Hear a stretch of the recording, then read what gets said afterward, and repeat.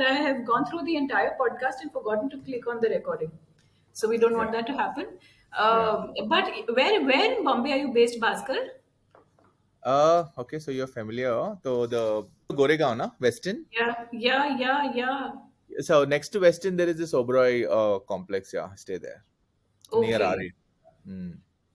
Near Ari College. Are. Is it Yeah. called Raheja? No, it's Oberoi. Oberoi It's Square. It's called okay. Oberoi Garden City. Right next to Westin, and Okay. I have been there. There is a friend of mine I visited over there. And there's Acha. also a Raheja Yeah. where I used to stay very briefly. एक कांटा लेके आ रही Goregaon mein. हूँ. Shanta, हाँ, in Goregaon. There That was is a little far actually. That's inside, na, next to the hill, like deep there was a inside. McDonald's. There was a chota sa mall over there, and there was a McDonald's that I used to often go to. I stayed there for 6 months. Okay. So anyway, I thought you had been in Bombay, sorry, in Delhi all the while. no. I've done Bombay. I've done Goregaon, but that was Goregaon East, Hmm. and I've done Bandra, Pali Hill, Khar. Acha. There I was Was for about yeah, 4 years. those were the early days before wedding. I think Bandra is the place to be in. So all of us keep there. Yeah. Life is just your perspective of Bombay depends entirely on where you stay and what commute time is like. I Yeah, realized it's totally a function of where you stay and commute time. That's it. exactly. Yeah, true. I think the space still remains, but I think I still enjoy Bombay. Yeah. I think it's a friend. Potentially, it's a circle, social circle, and you grow up with it. All the other things which are potentially personal and what you grow up with rather than the infrastructure facilities. How long have you been there? I've been there. I think in India, I only worked in Hyderabad and in Bombay. So see Delhi never an option. Bhavani says it's over my dead body, so we'll not go there. Oh, So it's really? yeah. Just doesn't feel home, no matter Wow. for both of us. Wow. And Bangalore is an option, but I think fancy it. But yeah, unless I'm starting up something, then Bangalore still doesn't make sense. Bombay is Wow. a good life. Yeah, it's okay, comfortable. Wow. I feel I can't live in Bombay anymore. Come to our place. Okay, let's start. Yeah. So, Bhaskar, these questions are great. Just No, keep yesterday, it. I did a I think keep it conversational, Vani. I think that's where yeah. it's the best. From our last interactions, also, whatever is top of mind, let's keep it casual. And these are as a guideline. I think we'll pick it up from there. Yeah, 100%. And that's how the audience also wants it to be. Hmm. On Google Ads, you said prefer to steer away from Google Ads. Yeah, I'm saying don't get into hey, did Google make a lot during the pandemic or not? I see this is also the silent season. I think I would avoid any commentary on Silent Google. season in what way? Why do you I'm say? saying I cannot comment on anything on Google during a Okay. particular period of sorts. So Okay. that's what I'm saying. I think it's really more about knowledge sharing more than anything else and Yeah, perspective and not points of you view. as a Google salesman, but you as yeah, got it. Yeah, as a and particularly because I'm part of the India leadership, so it is just good to be. Yeah, and 100% agree. it won't add any value, any significant value otherwise anyway, because Okay, perspectives are more important than facts now. I agree. Hmm. Okay, so let's start. So, Yeah, firstly, Bhaskar, thank you so much for being on my show.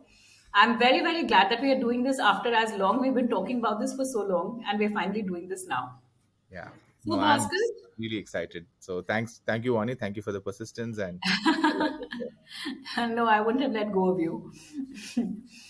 Okay, so Bhaskar, over the last 2, 3 years, there's been so much accelerated change. One doesn't need to belabor the point.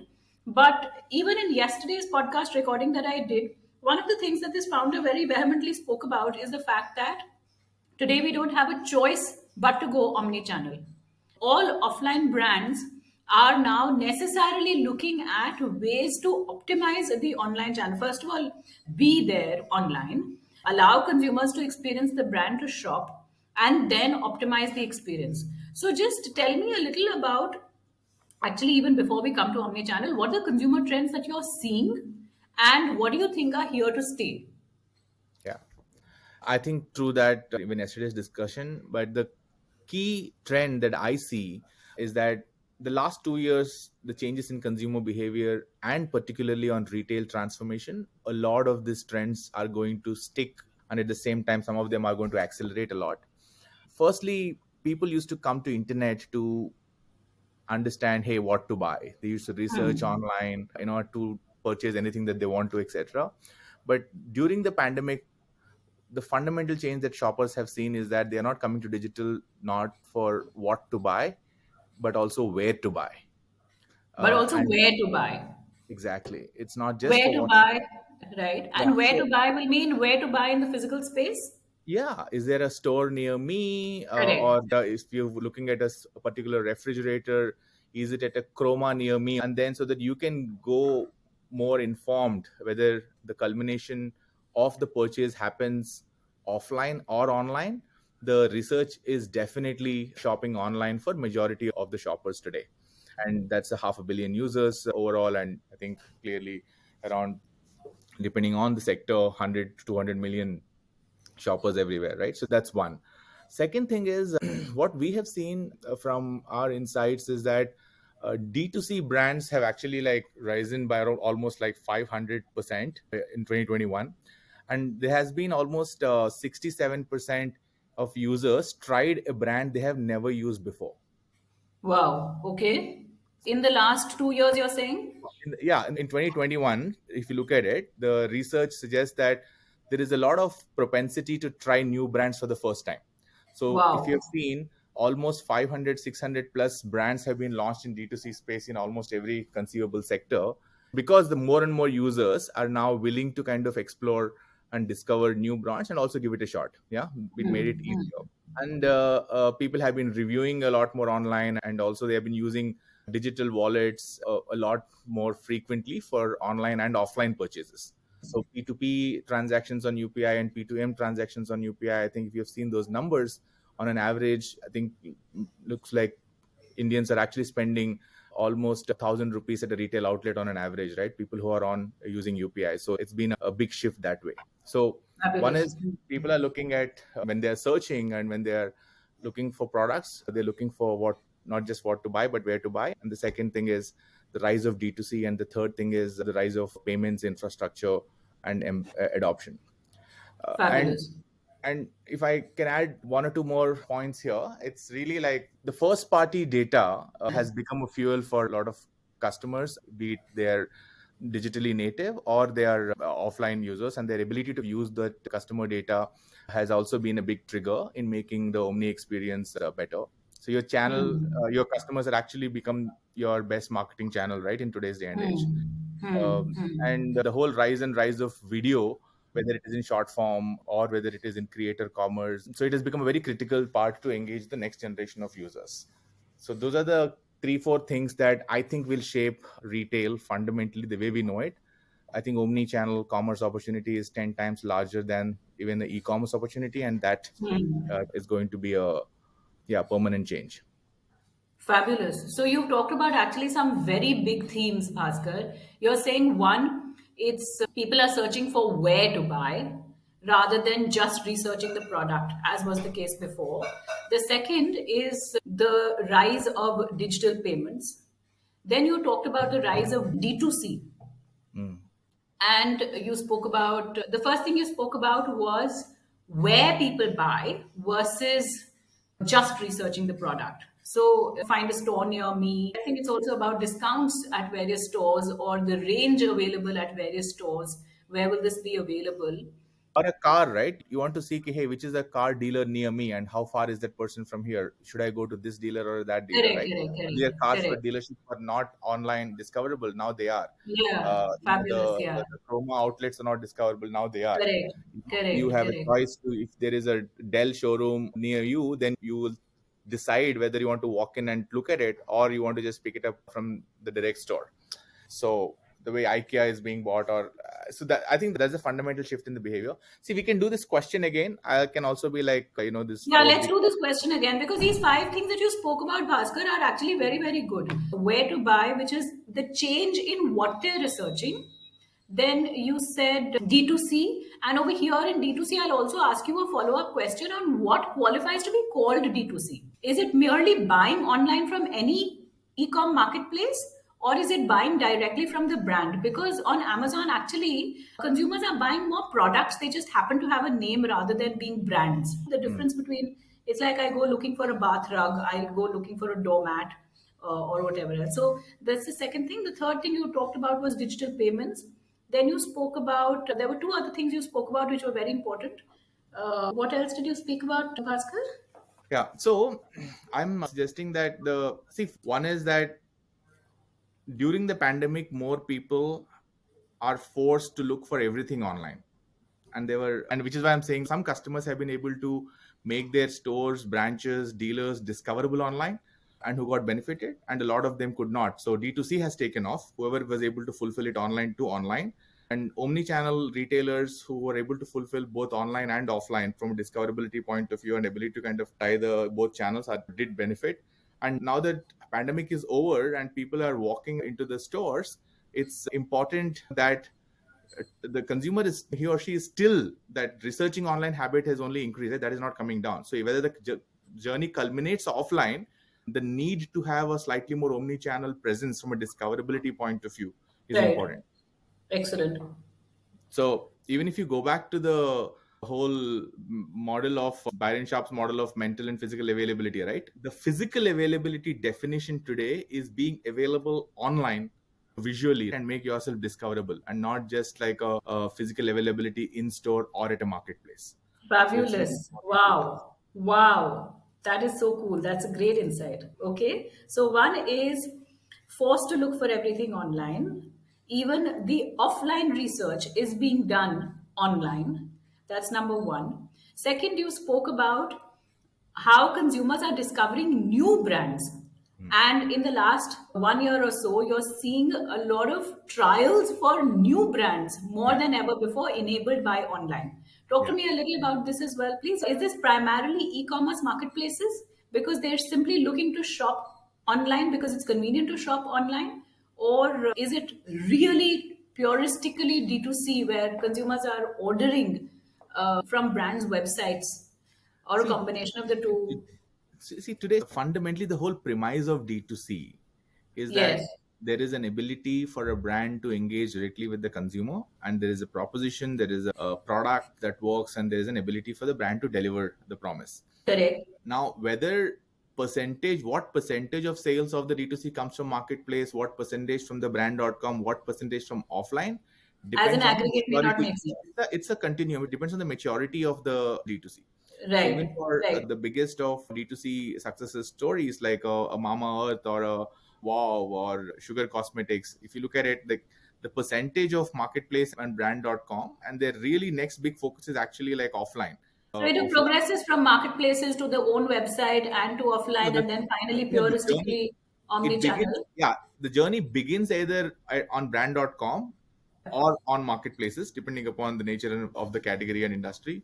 Like a boat and WoW started on marketplaces, right? But Mama Hmm. Earth started on potentially like brand.com and then expanded across the board, and then now to Hmm. offline. So the thesis is actually like, hey, do you have an ability to kind of look for online? So the thesis is that, hey, D2C is anything which any brand or product in a category which is ability to kind of deliver directly and engage and deliver and sell to consumers directly. The channel could be different. Right, right. Perfect. Then the third one you spoke about was the rise of digital payments. And I know you have some startling statistics over here on digital payments, where I remember, Bhaskar, I don't know if we can even pull this out, this statistic. You've quoted it somewhere. I remember in one of the earlier panel discussions where you've talked about the percentage increase in the number of UPI payments, or increase in the number of UPI users. Yeah. So I think what I generally quote is this, that today I think UPI crossed almost how many? I don't know, 5 billion transactions, 4 billion transactions. There's this article in Times of India. It's come in November 2021, huh, Bhaskar? I'll tell you the latest one, right? In March, UPI touched 5 billion transactions a month for the first time. Yeah. 5 billion transactions a month. So, firstly, March of this UPI, year, March 2022, you're yeah. So, saying? I'll tell you the pace, and maybe we Wow, can just okay. record it again. So, UPI crossed the first 1 billion transactions for the first time in October 2019, and it took Okay. almost 3 years after its launch in 2016. So 3 years for first 1 billion, and the next billion came under an year. Yeah. Wow. Okay. And the next billion came in under 10 months. Then it took Wow. only 3 months to reach 4 billion. And now it took another potentially 3 months, 3, 4 months to reach the 5 billion mark. The people are actually like leveraging UPI in a big way. And the assessment is that India will touch a billion transactions a day in the near future. And a lot of these transactions are not just peer to peer, but from Bhaskar to Vani something, but it is actually like peer to merchants as well. And that also is that all of us can see what's happening outside, whether you're picking up a chai or anything at all. That's huge. That's a radical shift in consumer behavior, and this will obviously lead to, it's a circle. It fuels consumer behavior, fuels what manufacturers do or what enterprises would do, and equally what enterprises can offer would further fuel consumer behavior. But this only underlines the importance of being omni-channel even more, because if the consumer is willing to transact digitally and one is not available digitally or is not allowing for discoverability offline, then there is a potential loss in business See, for what are any. the two fundamental issues in today's commerce? Discoverability, it has to be, and second thing is friction. If you What can do you mean remove by friction? friction of buying it, the whole user journey, some websites are so It's clunky not that convenient enough, it's not slow to convenient load, I'm or not if I able to can find buy what and I'm looking delivered for. or payments. Right. And I think if you can make it seamless, it just makes a huge difference. And we see that increasingly more and more brands are actually building, even if they are offline brands like Samsung, Dell, or Lenovo, or HP, or Unilevers of the world are building D2C capabilities uh, Hmm. and significant scale, right? Whether it is in Hmm. apparel stuff, etc., like Louis Philippe. And then a lot of these car dealerships and all the people who had dealer network was very popular. They're actually getting their dealers online, making their dealers discoverable, Correct. branches discoverable, even stores discoverable online, and ability to drive walk-ins and footfalls to these stores and being able to measure a complete omni-channel experience. And I think every SMBs now, we're looking at a lot of government interventions like ONDC, which are really trying to democratize e-commerce even for all the SMBs with some lavish goals to kind of get them plugged into the whole commerce ecosystem in an open way. Wow. So I think that ONDC bit is a huge subject in itself, and what that will allow, what that will open up. But it's interesting what you also spoke about in these metrics of discoverability and friction, and the fact that omnichannel is being fueled by digital payments ability is also the fact that now there is the opportunity to do a lot more analytics, because now one can also figure what the consumer journey has been. Ideally one should be able to track where did I first get discovered, then what was the consumer journey like, where were the friction points, and what was the time lag that it took for the consumer to actually land at my outlet or to get to the checkout in the online. And if she dropped off, then at what point did she drop off and why? I'm assuming that the I think analytics over here would be a lot more sophisticated now. absolutely. And we've recently done something at Google called Forrester Research on omni-channel behavior of users and implications for businesses. Stunning statistics have emerged there. 93% of users today have moved to embrace omni-channel journeys, no matter what they are buying. Wow. And only 40% of businesses are Right. offering omni-channel experience. So omni-channel, which was almost like a differentiator for customers, it is no more a customer differentiator, but it is actually a consumer expectation. So 9 out of 10 users expect an omni-channel experience. And Only only 4 on 40%, 10 are actually available. 4 on 10 are even providing in some has semblance of omni-channel piece, Wow. and less than 20% of customers actually claimed that they have advanced data capabilities and infrastructure to be able to deliver the promise. So that's Wow, the huge gap. So the what consumer is far ahead of what enterprises are able to offer. yeah, yeah, And who gains more market share or who rapidly scales up is all a function of how smooth you can make this entire omnichannel cycle in terms of being discoverable, reducing friction, as you said, and making sure you're able to track the consumer and help her convert from research to eventual conversion, Yeah. right? So yeah, exactly. When somebody is looking for, hey, is this bank open or is this shop open, and if Hmm. your distance or shop open timings or reviews or they are not updated, it's a huge issue.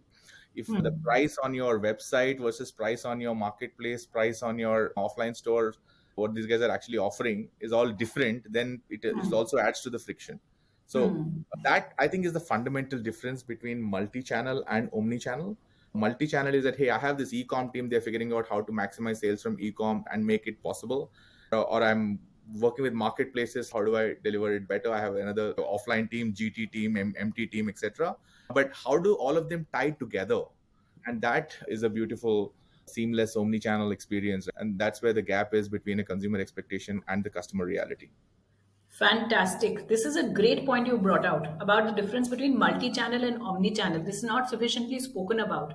And I think a lot of organizations are still struggling to understand this because I know, even from my own experience, although that might be dated now with Pepsi 4 years back, but you're absolutely right. We used to look at these as separate channels. The P&L would be separate, the price points would be separate, the pack price architecture was separate, and there wasn't sufficient understanding or recognition of the fact that the consumer is seamlessly traveling between the online and the offline worlds and would expect the same brand experience, And and like you said, the same packs, the same price points. And then managing the P&L over here also has implications, because then that means for an enterprise you can't look at P&Ls by verticals. You have to look at the overall consumer life cycle and evaluate what the CAC and ROI is. yeah, so in fact, in the same study, 60% people said that they often got conflicting information at different touch points and sources. 60% people, 9 on 10 expect, and only 40% provide. And out of that 40%, 60% people experience that the information is conflicting. Wow. And that can be terrible It is in terrible. eroding trust. You may be a big brand, you may have everything right, but just this bit can significantly erode trust, right? It's a huge topic in itself, and I talk about this very passionately, which is about how do you build a consistent brand experience online and offline.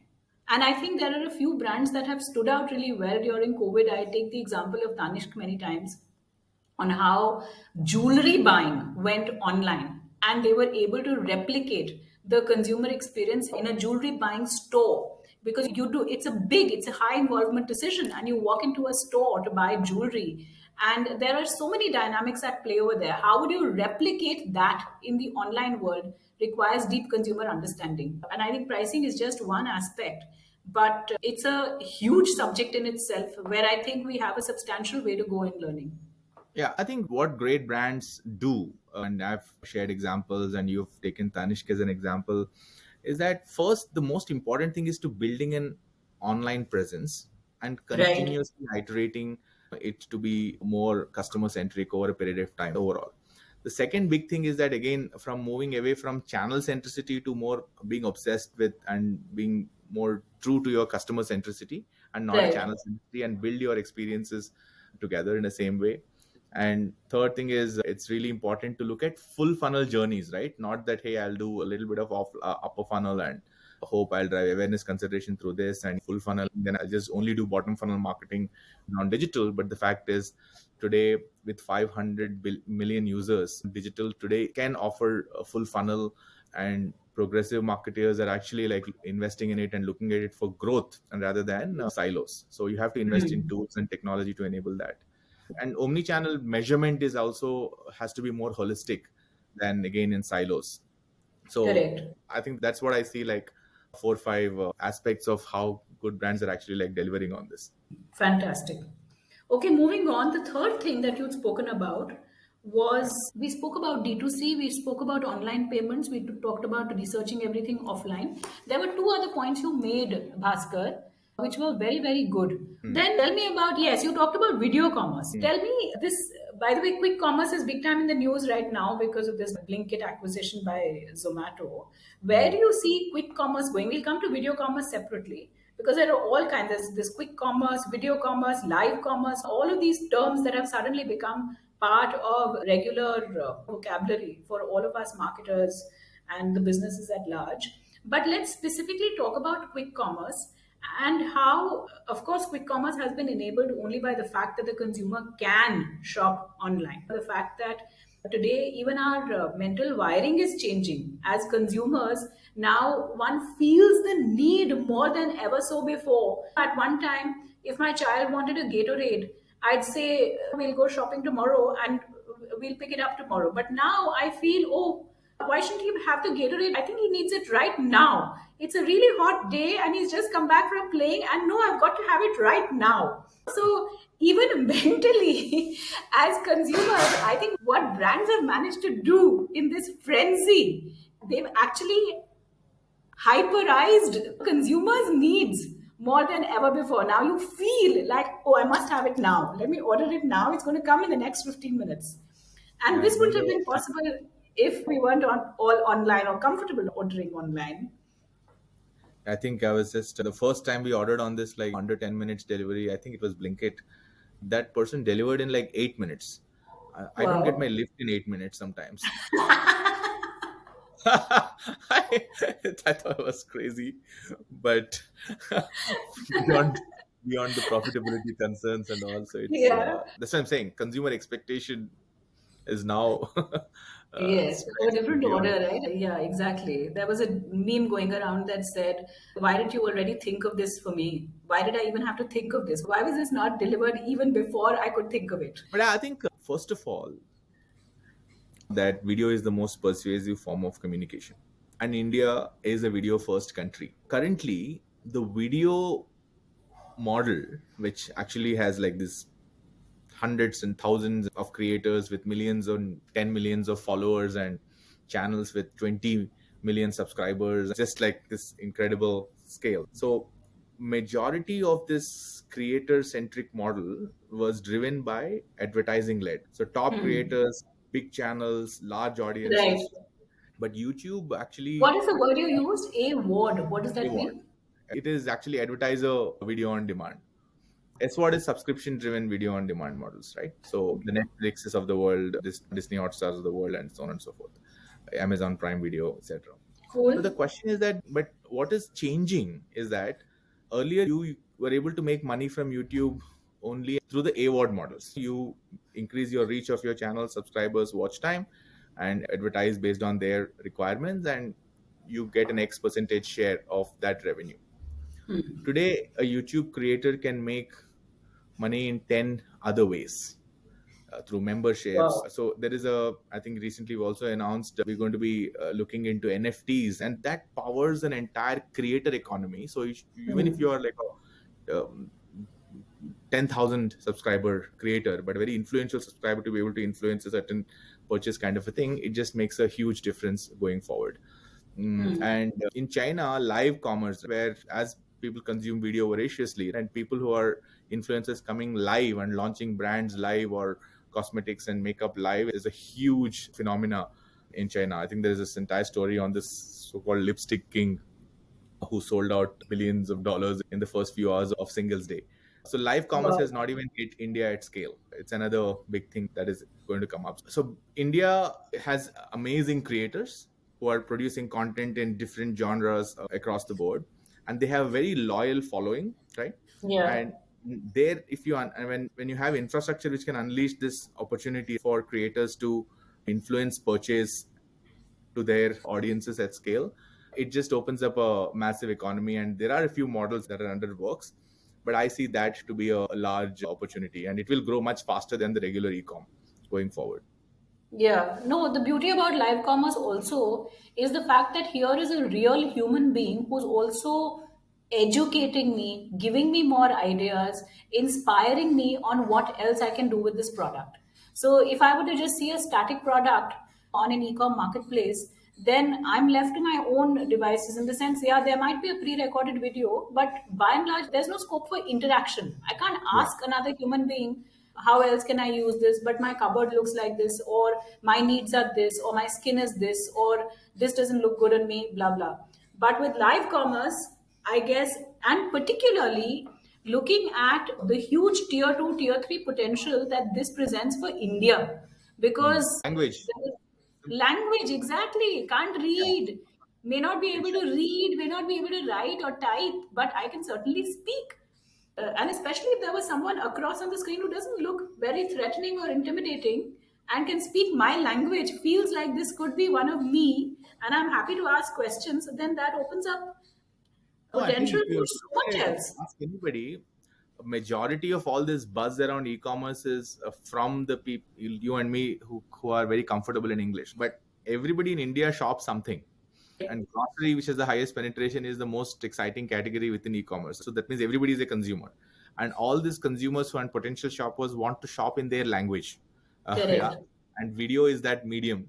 And we Uh, still don't have enough content in vernacular, particularly in video. Not on the text first internet that all of us are familiar with, and we built e-commerce wrap around it.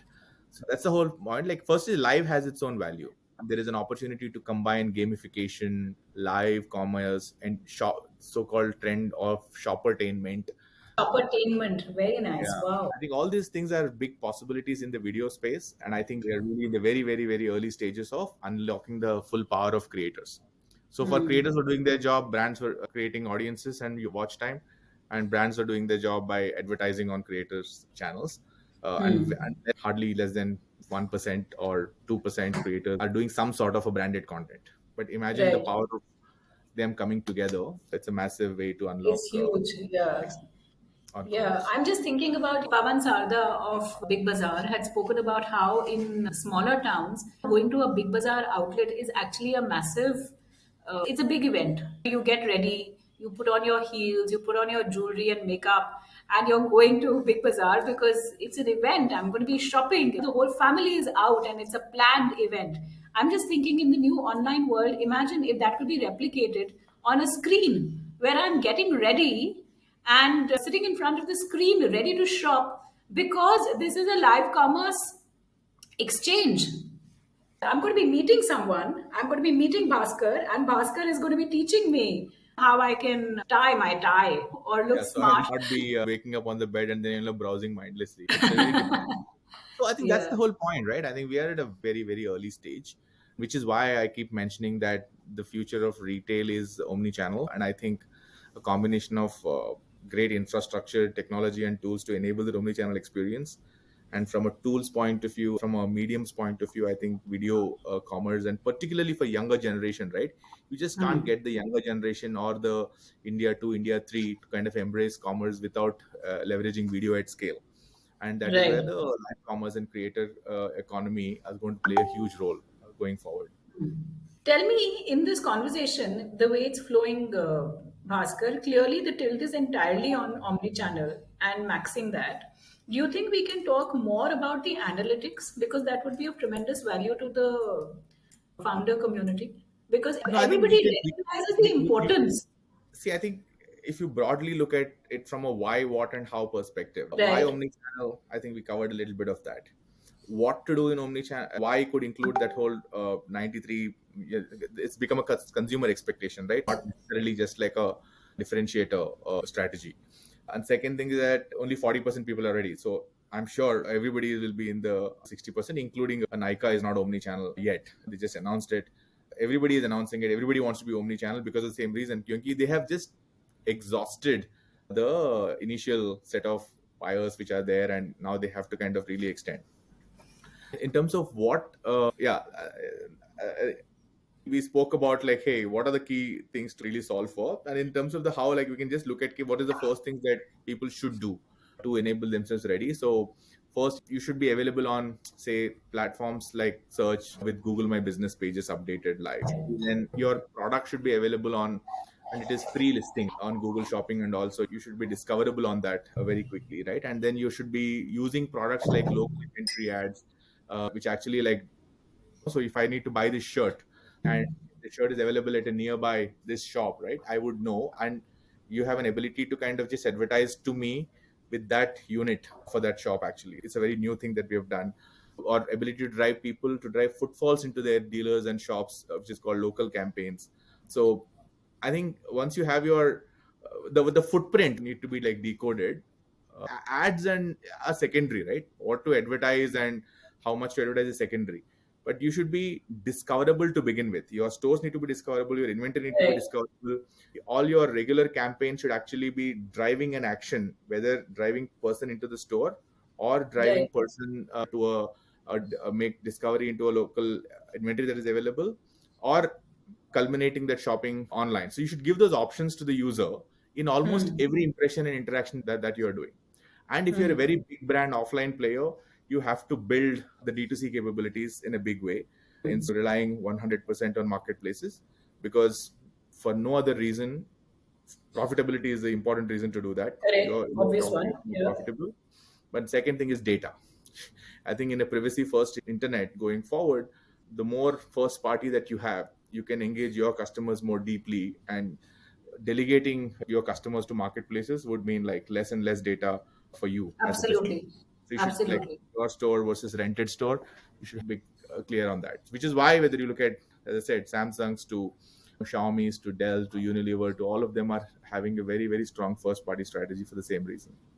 That's fantastic. And I would add a third one. So the first you said was profitability, of course. The second is first party data. And the third one I would add is building a brand over a period of time. You don't want to be a commodity on a marketplace, because on a marketplace, you only look for a Yeah. product. You never look for a brand. You go to You, Amazon or Flipkart looking for, I don't know, see, you a work with a rug. lot of B2Cs now, Vani.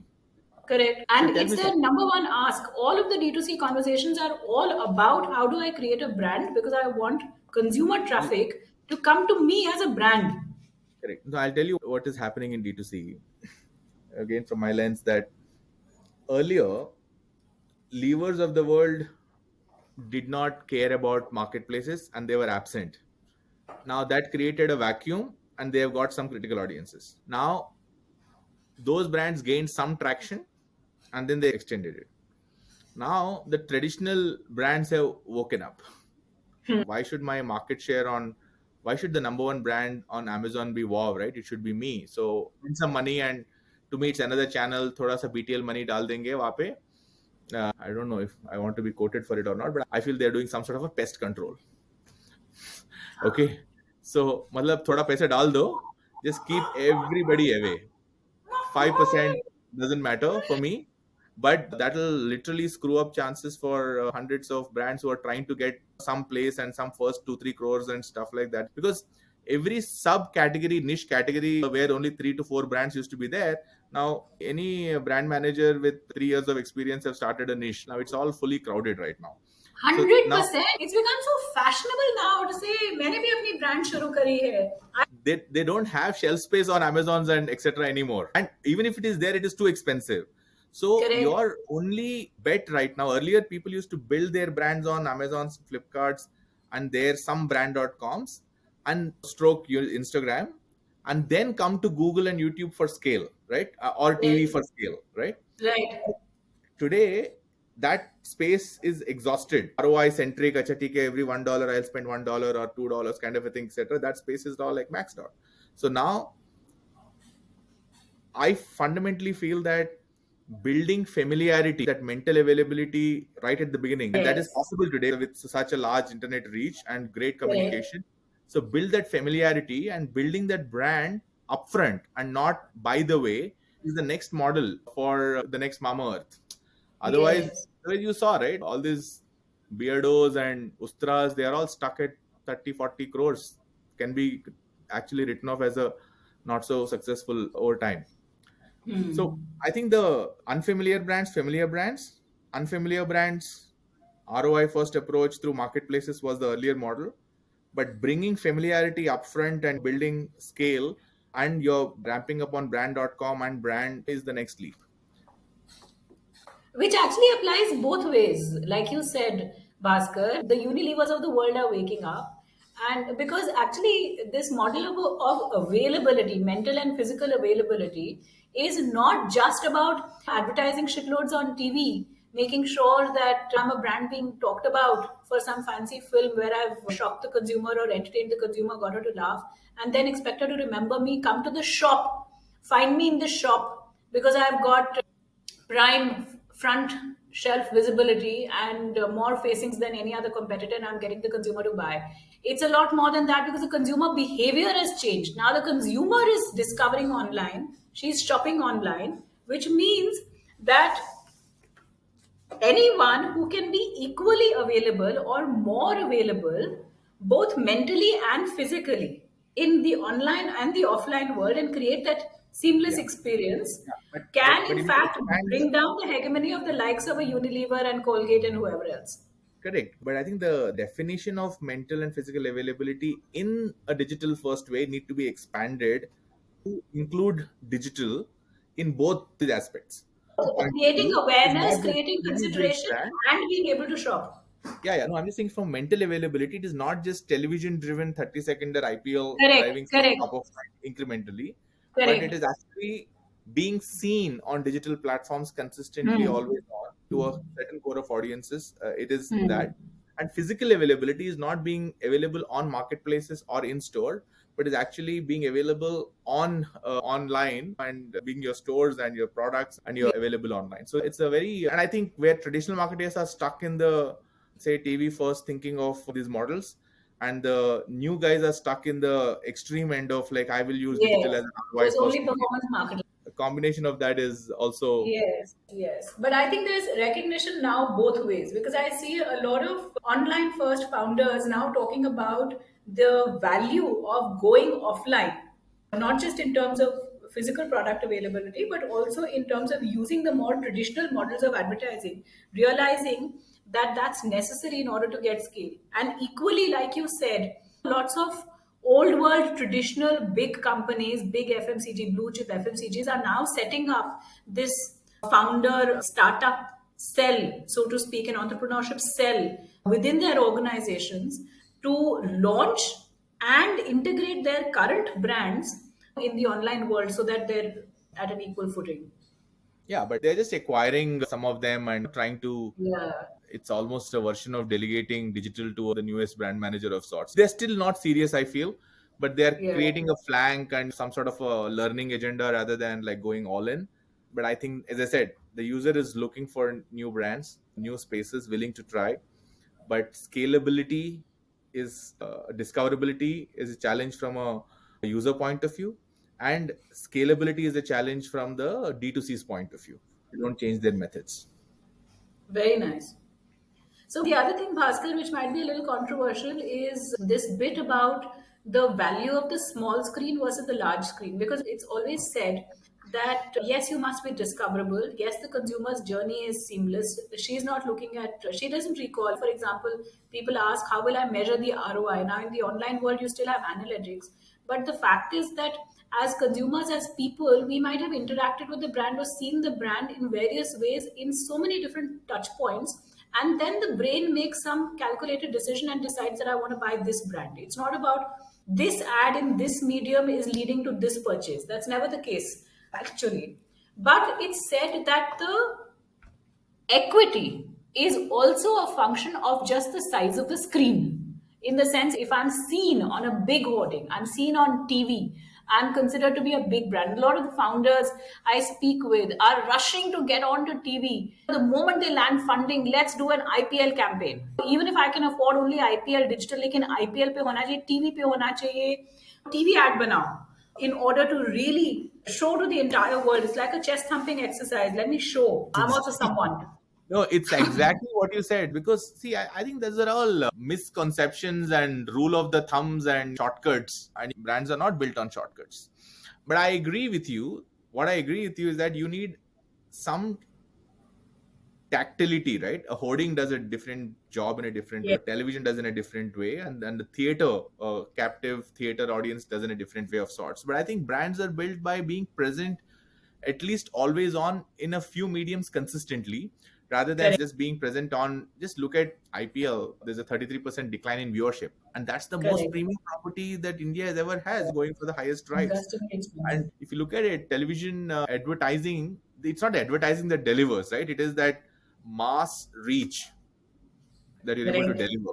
You will get some familiarity for the brand, and that familiarity always helps brands deliver better conversions and all that. So, Correct. but Correct. that's so I would recommend in general for these brands, get to a certain level of awareness fast.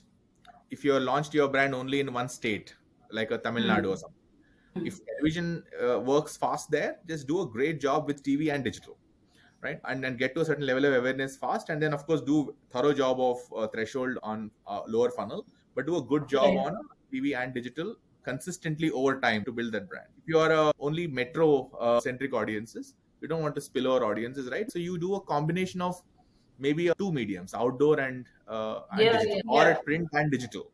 So just take two mediums, and or if even if you're a niche brand at an all India level, right? You can today connected TV, number of people watching YouTube on TV screens are Yeah. 55 million. Wow. Wow. And if you do a basic math, top 10% of the households contribute to almost 40% of CPG sales. So 10% of households are, give or take, 20-25 million. So you literally have all of them. Let's assume two adults per Correct. household. So 50 if I have million a people premium easily product can and be I'm reached looking to on the match big the screen. pens, correct, then I can Yeah. actually even look at yeah, you're absolutely right. I mean, we used to evaluate at that time, I remember, and even now, recently, we evaluate what do you call that? A high definition HD, HD. yeah, HD TV plans versus SD. And yeah, See, the thing is that you can, and I think whether it is YouTube or any award, right? People are watching content on big screens. That is a new reality.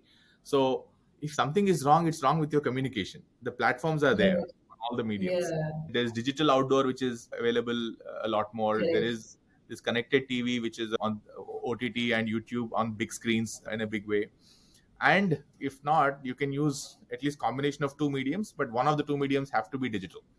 And we see that if you optimize digital at 4 plus at a minimum, it's the right brand lift significantly goes up. Hmm. Hmm. But don't do a And 4 top plus of is actually good even for TV. What you just said, that there are these thumb rules which have been established for TV over a period of time. but then And the leftovers were given to digital and expect digital to deliver ROI efficient from day one. But that's not going to happen, right? Because ROI efficient platforms, say like Insta or for unfamiliar brands, just max out after a certain period. Those initial set of high frequency users who are willing to try, I think you will max out very quickly. After that, those will never scale. hmm, So correct. it's very important, and hence to build to No, take but that brand.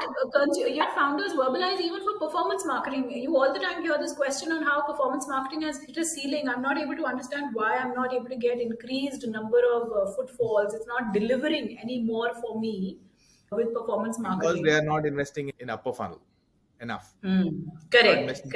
See, correct, branding is like the lubricant, right? It just makes your entire car run smoothly. So it improves correct, performance at every level.